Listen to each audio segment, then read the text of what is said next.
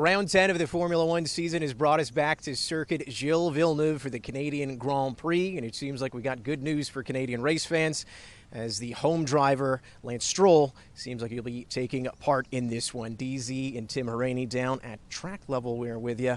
Tim, what can you tell us about what happened with Lance? Yeah, this is something that dates back to the Spanish Grand Prix, so a few weeks ago, and when the team withdrew him from the race, had a medical procedure done, which sounds like it was done on his hand and wrist by the same doctor that actually did his surgery previously back in 2023 when he had his serious injuries coming into the start of that season. Now, he is cleared to race for this weekend, so we'll have to wait and see what happens. We'll hear more from Lance, though, on Thursday as to what exactly happened and transpired. We already know that Lance can be very resilient, as you said, dealing with the injury for a couple now races. How many races he's dealt with this, and he was right back into the car. But this is a tricky circuit, even at the best of times. It can be very physical, very technical.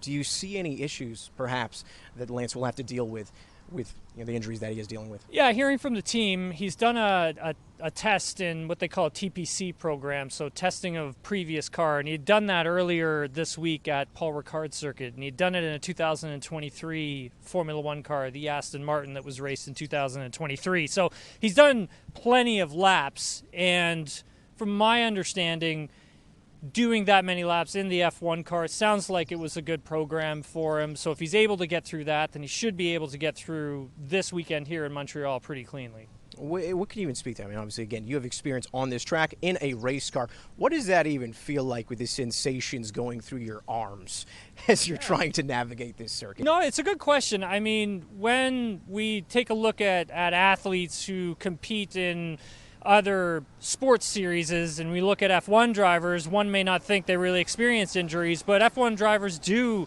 have little injuries that linger, and it does stay with them for a full season and things that they need to manage.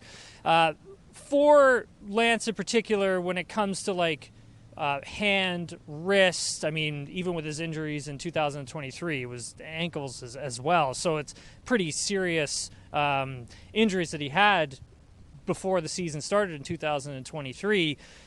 But for him, on a track like this, I wouldn't imagine it to be too rough. I mean, they do have to do a lot of curb striking here, which does really put a lot of force and energy through your joints and, through your back as well.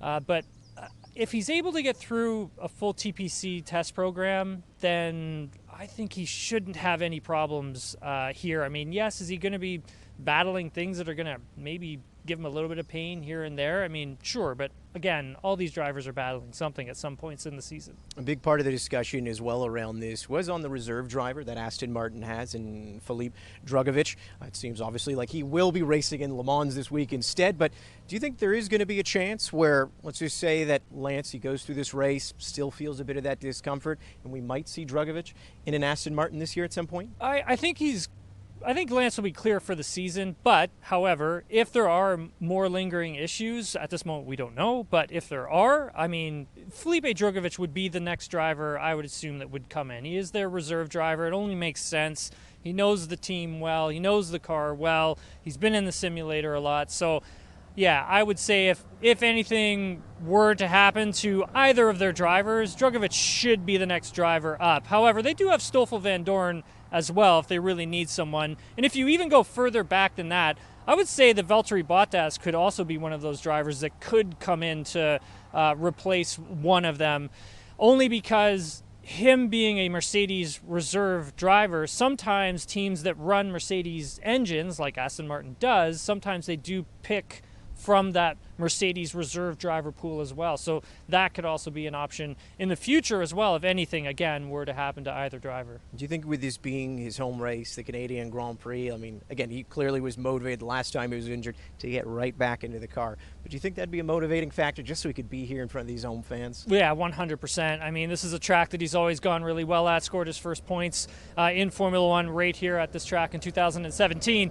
But yes, this is something that he has been working extremely hard to get back, to make sure he's back in the race car. I mean, some folks may not think that, Lance works hard at this, but this is it, DZ, for him. Like, he works extremely hard to be a Formula One driver, to race in this series. I mean, at the end of the day, I mean, technically doesn't even need to be in Formula One if he didn't want to be, right? And to go through a 24 race season. So yes, like, he has worked extremely hard to get back, especially for this weekend. Obviously a testament to some of that work. Aston Martin, they're sitting on 16 points. They'd want that to be a higher total, but of that 16, 14 of those, that has come from Lance Stroll.